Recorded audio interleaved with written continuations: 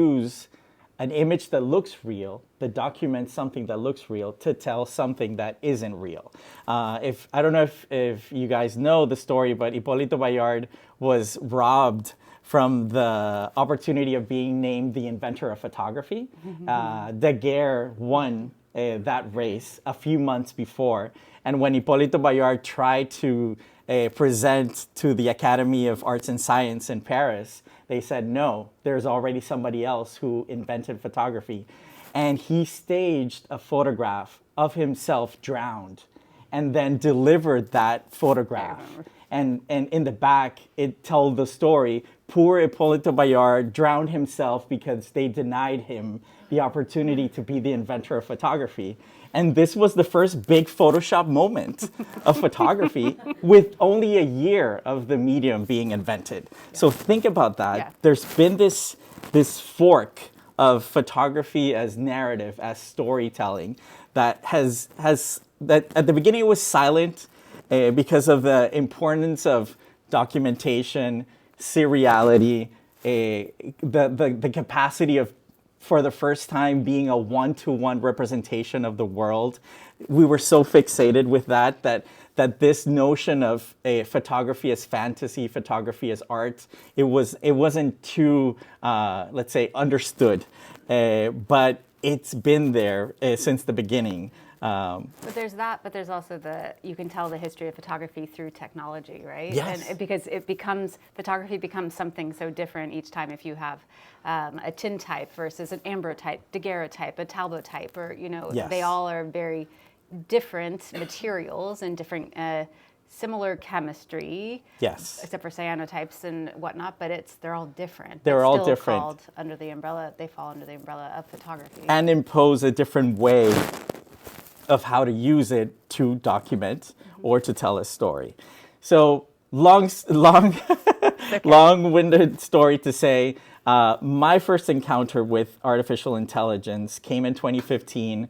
I don't know if you remember, but there was this image going around on these email threads. I don't know if you remember those, but in 2015, you would get these images of very psychedelic looking dogs in like clouds. It's a technician artist from Google, I think he worked at Google. He invented a way to see patterns within images. And that was the first time I saw artificial intelligence. So it was a pattern recognition algorithm that when you showed it a picture of a sky and you said, I want to see dogs, it pulled out dogs from the clouds. Or if you said, I want to see cats, it will show you all these psychedelic cats on the clouds. So that was 10 years ago. And I thought, oh my God, that's such a kitsch filter. I want nothing to do with that. So I missed that boat. And it was in 2021 when I came by, again, artificial intelligence. It was a project, a team that had trained a model on art from the 1900 to 1940. And then you could prompt something, and everything looked like impressionistic art or art from that period. So that was, again, a little bit kitschy, but it was interesting to think that you can pull new images from archive images. That caught my attention. It was like... And why did it catch your attention? So I think bring everybody to the same page about like your backgrounds with the archive. I think that's important here, and that is also key to thinking about AI, because data sets are made from archives. Older pictures. Yes. So my first encounter with archives came from working at an archive and a photo museum. And my job for 5 years was digitizing an archive. So I think I digitized like 30,000 pictures in my period at the museum. And there was something about these latent images that were dead, basically. Nobody saw them. I was the only one who was looking at them and making them digital to be accessible for everybody else.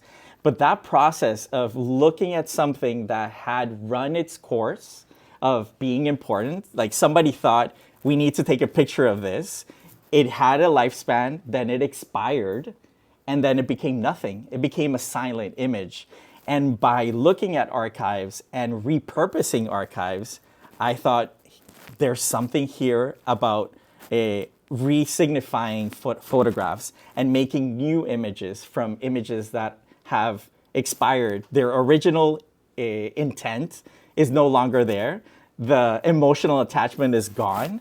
Sometimes we don't even know who the people in the images are. So that image is just an object.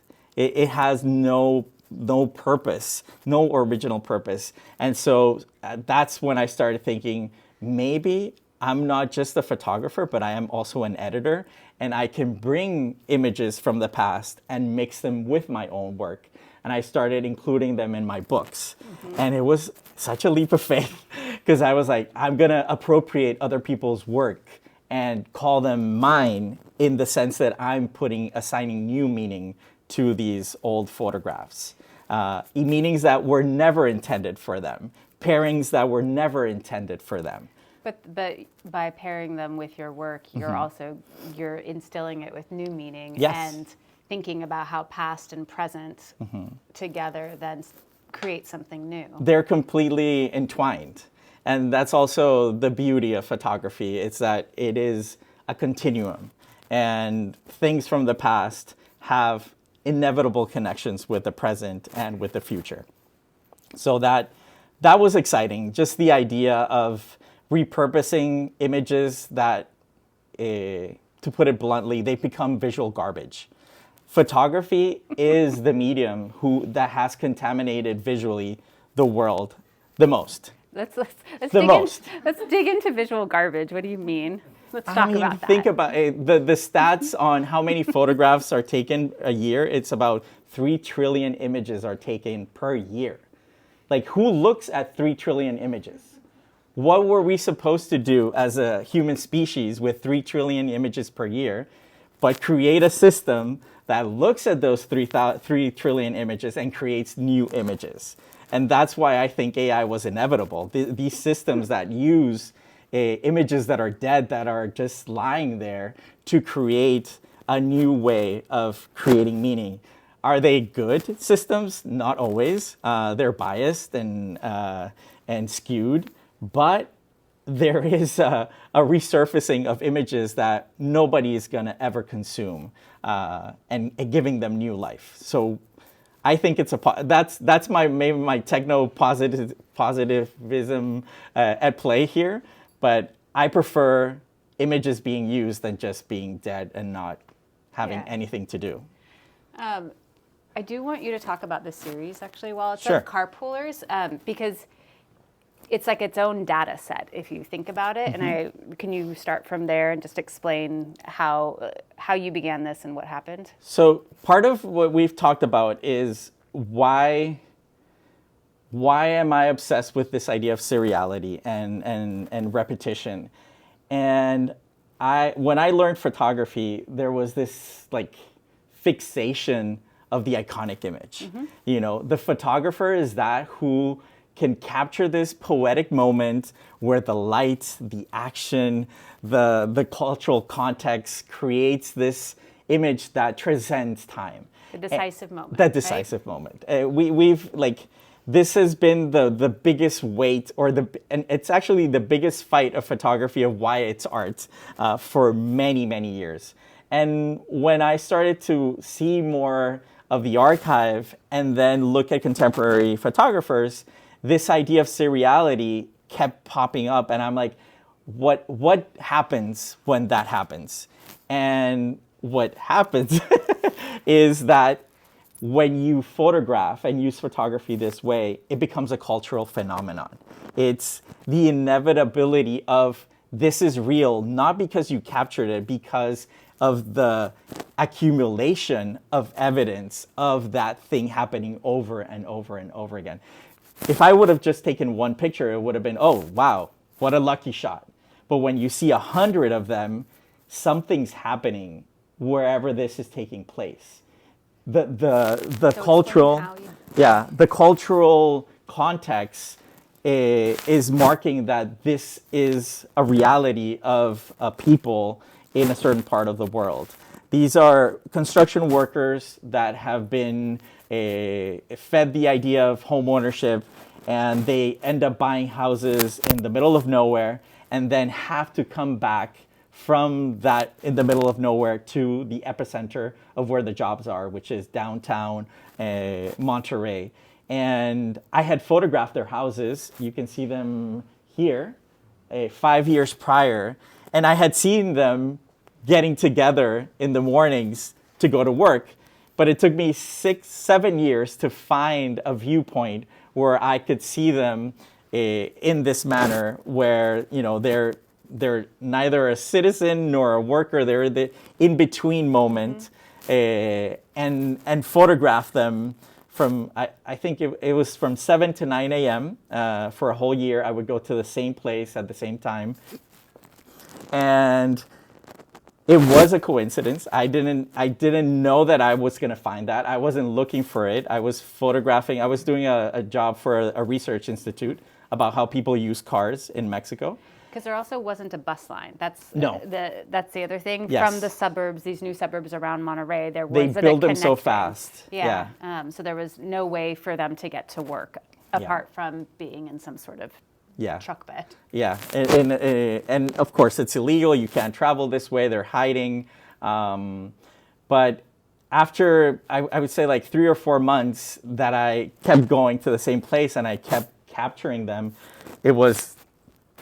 the series made itself. I was just there. I was just witnessing something that was happening. But then where I think it got really interesting for me, it was because I had studied before the idea of home ownership and the whole cycle of home ownership in Mexico. And one of the unintended consequences is people finding solutions to for buying a home, but there is a lack of urban transportation for them. So you have all these things spawning all over the place. Then we still have a water crisis because there's too many people, too many homes built too fast with little infrastructure. Downtown Monterey dilapidated, it shrunk because people started buying in the suburbs, and then downtown became a place for for many crazy things. And so these are cycles, when I started studying it, that happened all over the world. It's like a thing that happens to cities. Yeah. For there to be growth, something needs to die, and then there's unintended consequences for the growth and for the death. And I just started going to those things and pointing my camera to that. And by photographing the same thing over and over again, it's the photograph that's telling the story. It's the repetition that's telling the story. It's almost like you can't actually question if that's real or not because of the accumulation of those images and the power of the seriality. And so he also photographed thousands of these kind of cars. And I'm curious how you would connect it to like a data set with AI or a training set or? So in 2022, when I started like working with artists that use artificial intelligence, and they would tell me about how they were building their own models, I was like, that's actually what I've been doing manually. I've been going out into the world and building data sets about phenomenons, about cultural phenomenons, political phenomenons. And by pointing at those repetitions, I have a conclusion.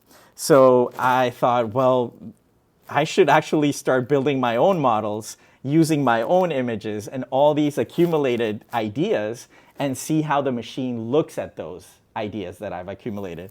And I'm starting to see like these, it'll be the next slide, but these images that I never thought were there. And that for me is why AI right now for me is so exciting like this. These are hundreds and hundreds of pamphlets that I've been collecting about promos of how to sell homes homes in Mexico. And by running it through these algorithms that I've built, you see the patterns of how the houses are being promoted. It has to have a blue sky, a green foreground, and very basic colors. Like that is the standard of how a house is promoted. So I was trying to find that manually before. Now I use a machine to find those patterns.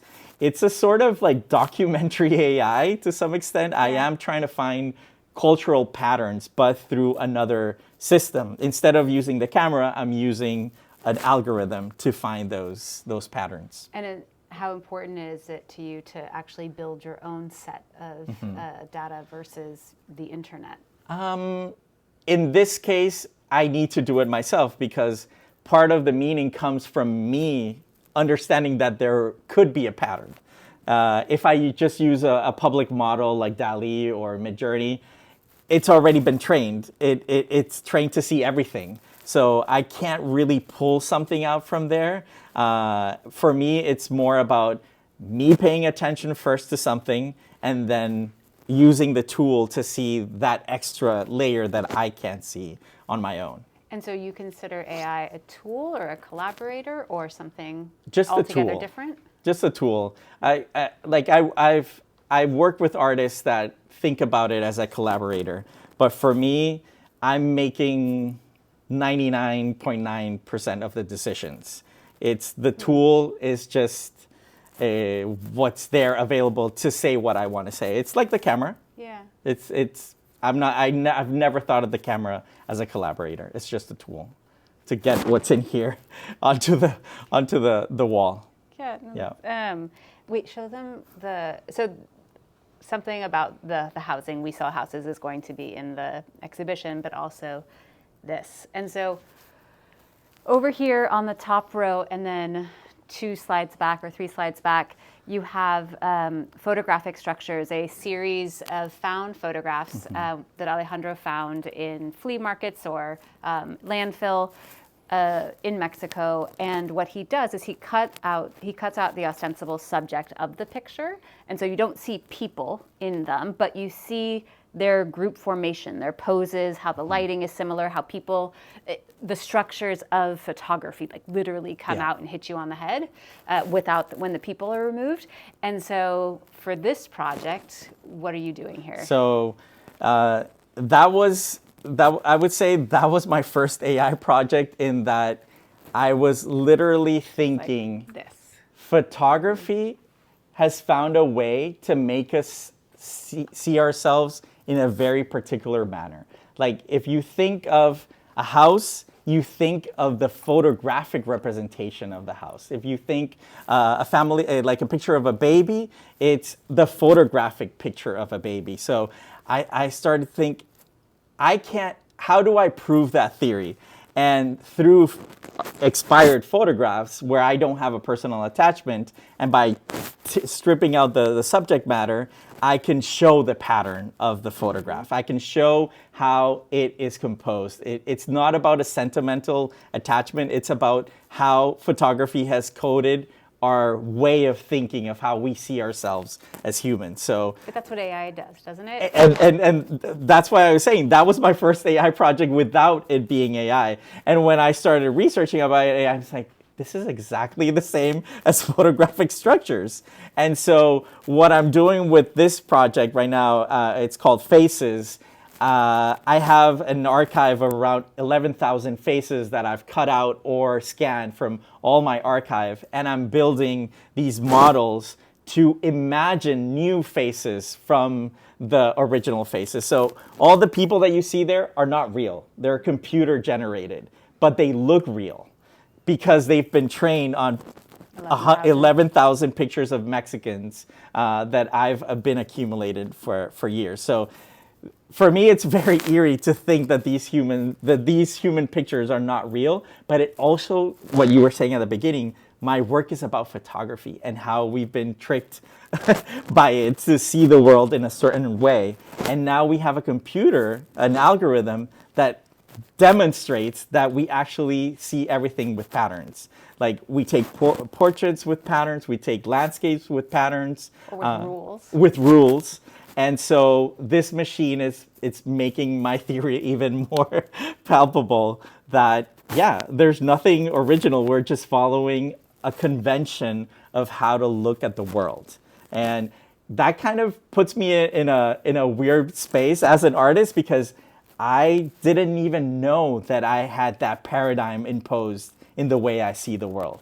And so this is my kind of nihilistic moment of like, did I take those pictures, or was it the imposed idea of the history of art, the way that I understood photography, that I ended up taking these pictures and these pictures? So it's an opportunity to think, what is photography?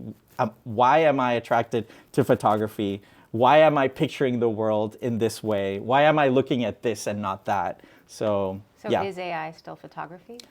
No, it's photographic. That's the way that I think about it. It's learned the patterns of what a photograph looks like, and it mimics it, and it convinces us that it looks like a photograph, but it's completely a new medium. It has nothing to do with photography in the way that it's made.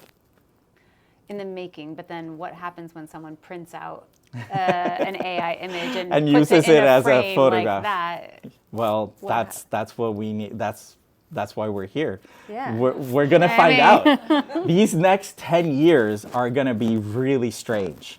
This formation period of generative images, I think, is gonna be historically so heavy and so important to study, and I want to be in the mix of that. I want to be right in the middle of that, like, it's a crisis for photography.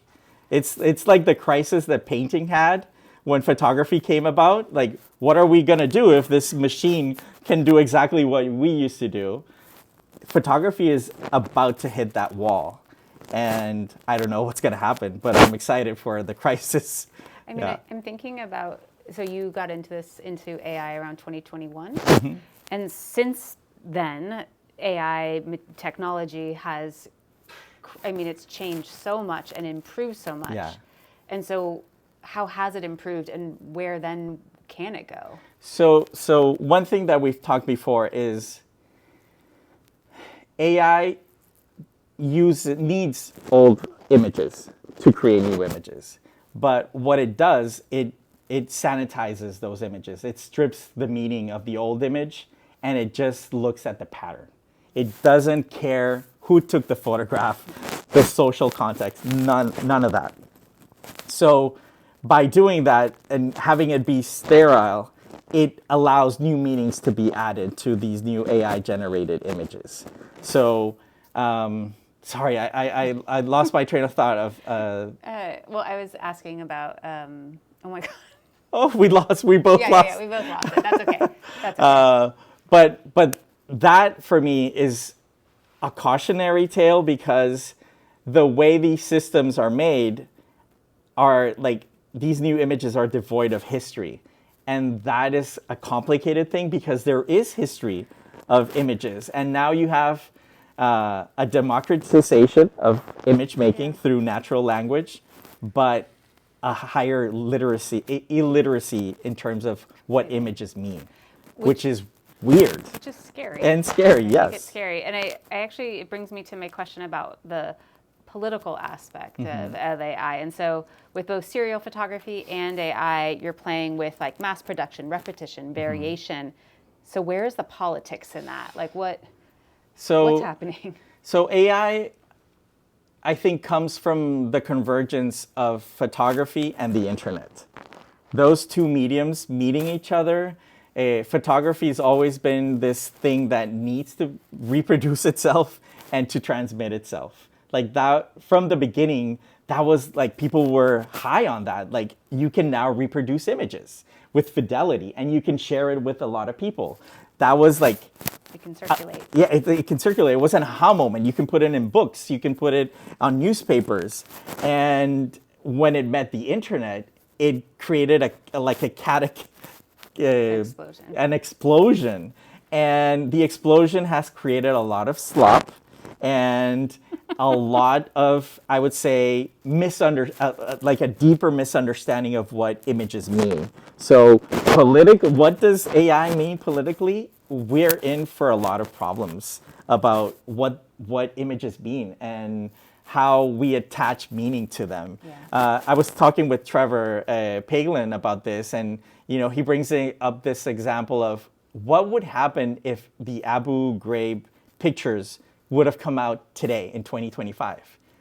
The question that they were AI generated would be so latent that people would not believe them. Yeah. Think about that.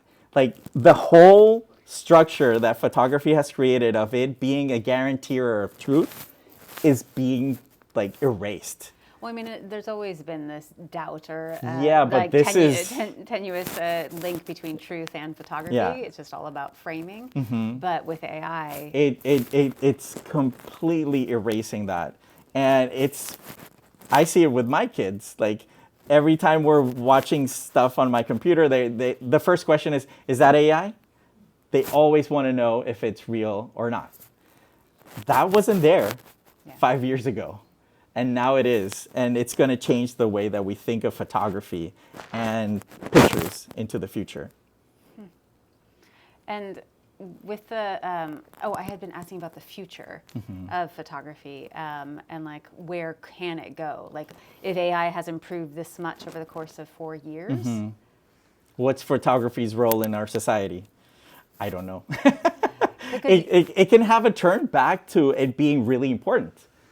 It might be that first strand of photography as an indexical truth, as a bearer, a one-of-one representation of the world, maybe it becomes one of the most important things that we have in the world because of AI-generated images. Maybe it is that we might start calling it more instead of documentary photography, witness photography, because it is about being there in front of something, and maybe that's where photography will find its little niche to still be considered important. But it's still important. It is. I think it's the most important medium of the last 200 years. It changed everything. It changed our world. It changed science, education, health. It changed everything. So, yeah. Actually go back to some of the early. This. Okay. Talk about this series and how this was your first foray into not being behind the camera. Yeah. So this is a border camera. So the CBP has a bunch of cameras looking into Mexico. And this was, I think, 2008? 2007 or 8, yeah. I was hacking into these cameras. There were some good sites to do that. And I found one that was looking at the view. What's the name of the mount? It has a name, the mountain range.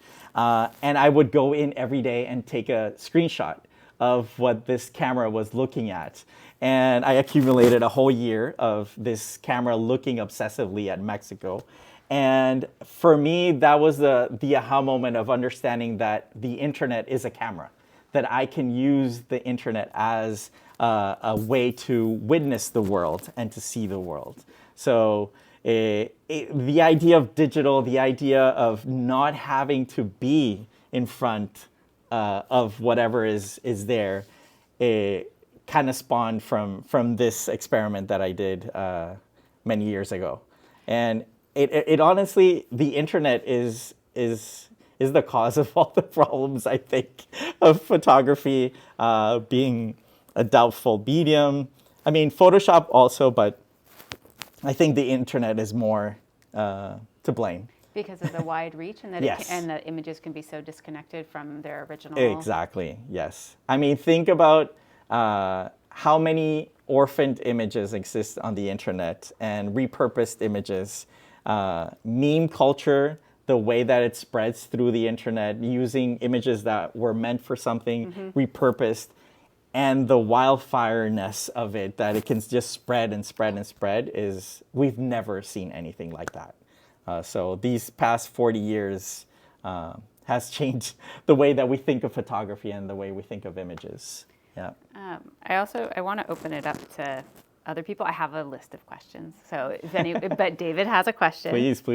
Yeah. Now, well, first of all, thank you for being here and for walking us through that. I'm so glad you changed from what was up there, because I don't know if you noticed, it can only occasionally read eyes. Yes. And so that was starting to really.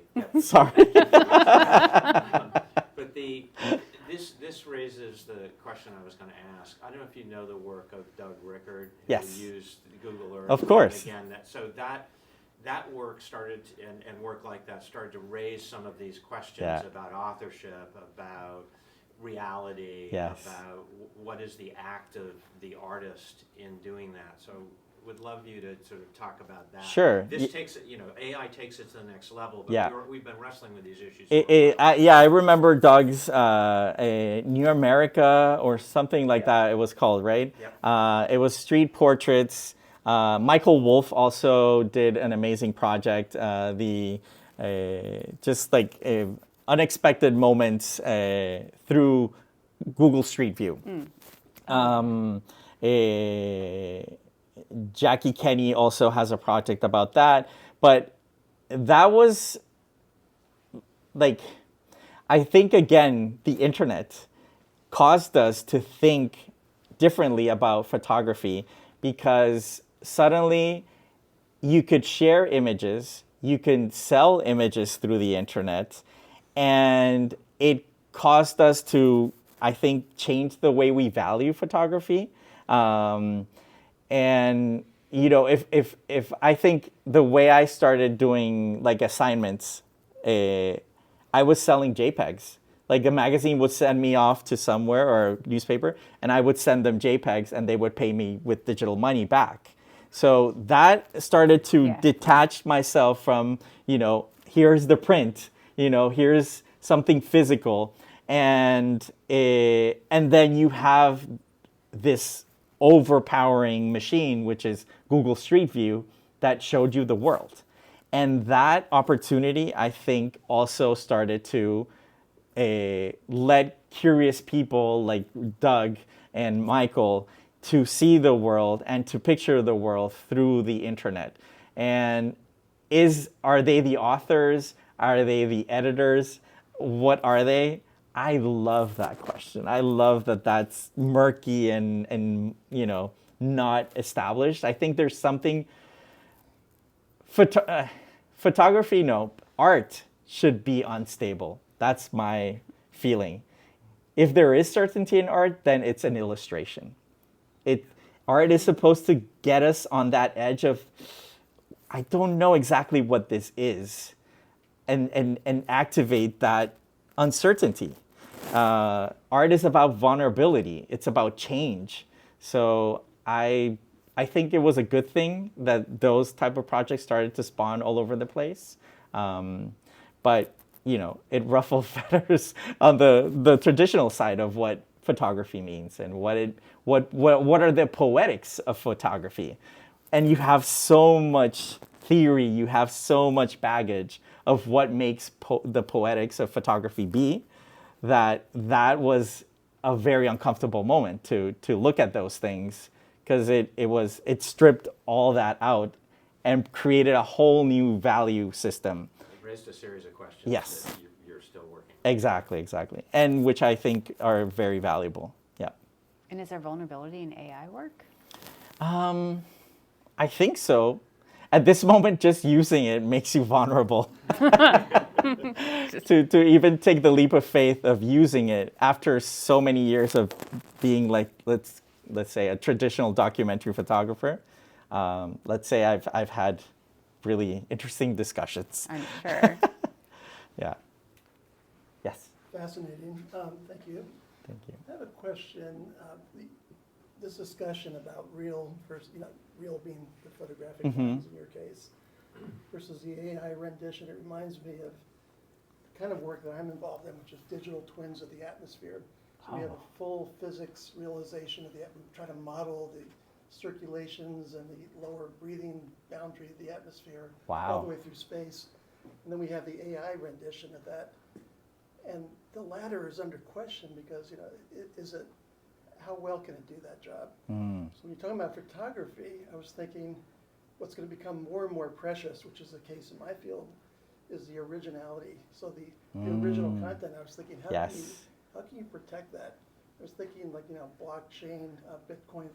You'd have an encoded, it would be a very secure system that you could prove was an original taken from your lens versus something that can't be in that same blockchain. I agreed. That's reproduced. So something to think about is I think what you're doing is going to become more and more precious over time as the imitated version.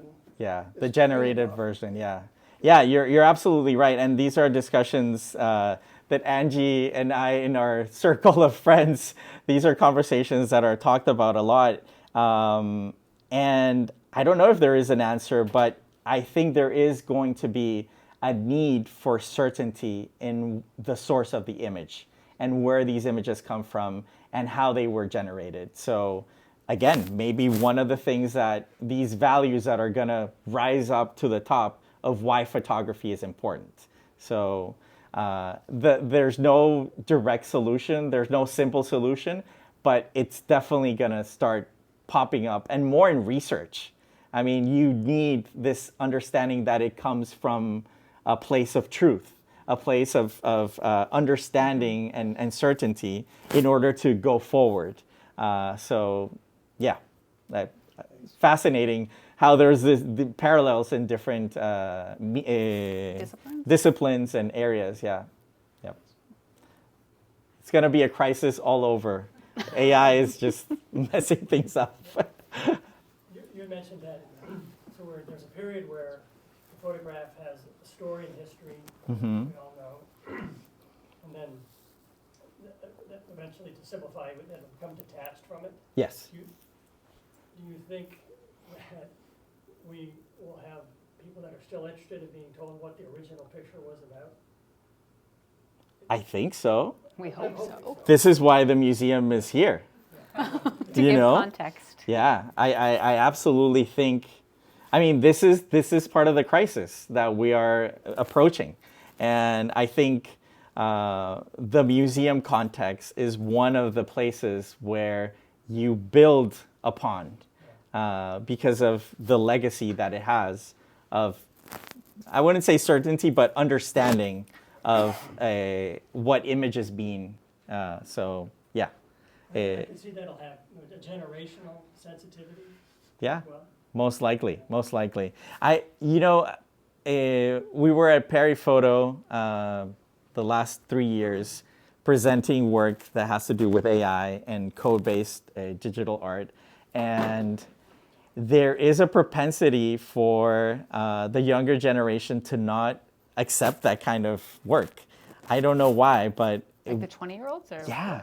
The most heated discussions were with 20-year-olds.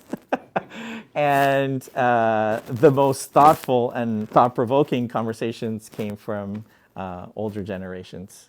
I don't know why, but maybe because we've witnessed the switch from analog to digital to smartphones. Exactly. It's different. And we're a precious generation. What do you see as the role of museums going forward?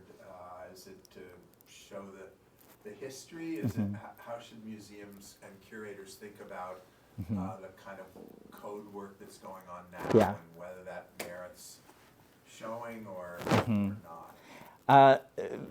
And part of the conversation that we were having, there's two ways I think a museum needs to get involved. One is creating the context around the code-based kind of work, the generated type of work, in terms of how the technology works, why it's here. We need the academic understanding of images that museums bring to that. But then the interesting part, and it's something that we've been talking about, is what do these new images mean in the context of the canon of the history of art? And that's where things, at least for me, that's the most exciting part of it. Like, what does it mean to see these AI generated images that spawn from the history of art? What do they mean? Are they slop, or are they actually contributing to moving forward the conversation about what is art? Well, and I also have to think about that moment of digital art in the 90s, like, those early digital works where they weren't that great, but people were still experimenting with the technology. And I think that's also happening today, right? Because you've referenced slop, and I'm guessing that's part of it. Yes. Yeah, the museum will definitely, we need the museum to contextualize. And part of the uncertainty that's being built with AI, the museum can bring a little bit of certainty to how to understand it and how to think about it. So yeah, there's absolutely a place for museums in this world of AI. Oh, completely. Absolutely. We need them. That's why we're here. Right? Yeah. I was just wondering, in that same vein, so your work, this new AI work, is so clearly in dialogue with everything else, and certainly in this room. Do you think that it can stand alone? Like, not necessarily your work, but do you think AI work, and certainly in museums, is it important for us to continue contextualizing it through the archive? Yeah. Will we need those precursors? There will be work that will stand on its own, and then there's work that works by being contextualized, I would say.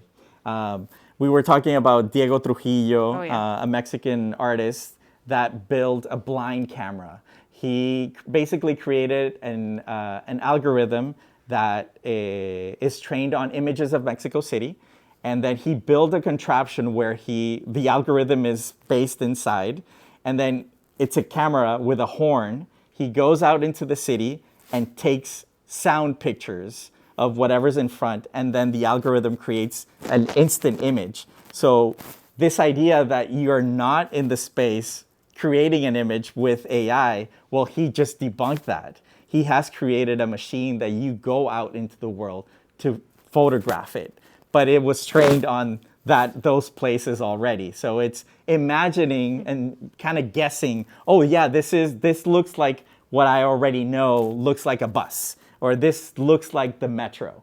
Or it sounds like the metro, and the result is a picture. I think that's super exciting, and that for me is a project that stands on its own. It has so many layers of meaning that it doesn't need any context. Like, it works as a project. Yeah. So there are examples like that.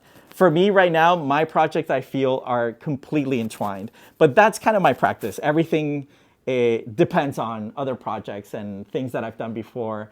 That's the way I think of my work. Well, use your Google search metaphor.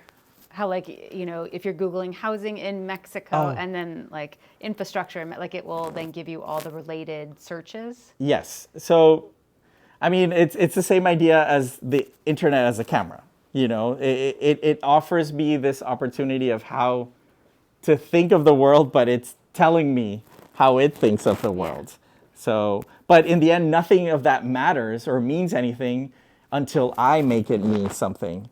And my past projects make those things mean something. So, like, a little funny story about carpoolers. I was so doubtful of doing this project. Like, I think I was 3 months into it, and I was like, I'm going to put this I'm not going to pursue it. But it was until I understood that it had to do with the housing developments that I had photographed. It had to do with the places they go to work, which I had also documented. I'm like, oh, okay. There's a conceptual and like cultural connection between the projects that I ended up doing the photographs. And that was because I changed from large format camera to a digital camera. And I felt that I was being unfaithful to the photographic medium. I was cheating by using a contraption that you can just press a button and do hundreds of thousands of images. While with the view camera, I only took one picture. Like, that was it. Like, those images, that's the picture that I took. There's no alternative frame. That was it. So. Well, and you also shot slide film. Yeah. You did a transparency, so a positive, to make those and then scan them. And Yeah. So I went from that to a digital camera that offered me possibilities and variations. So I was very skeptical of the medium. Yeah. Any other question back there? The data you collected tells such a story. Do you envision yourself repeating a series down the road? Yeah.